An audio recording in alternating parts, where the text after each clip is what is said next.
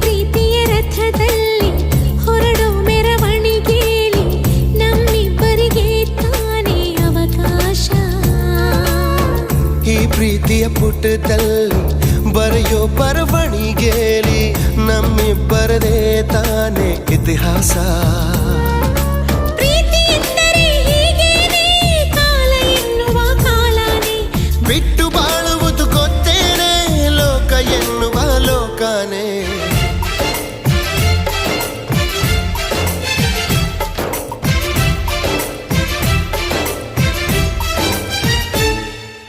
ನಿನ್ನಾಣೆ ನಿನ್ನಾಣೆ ಪ್ರೀತಿ ದೇವತೆ ನಿನ್ನಾಣೆ, ನೀನಿಲ್ದೆ ನಾನೆಲ್ಲ ದೇವರಾಣೆ.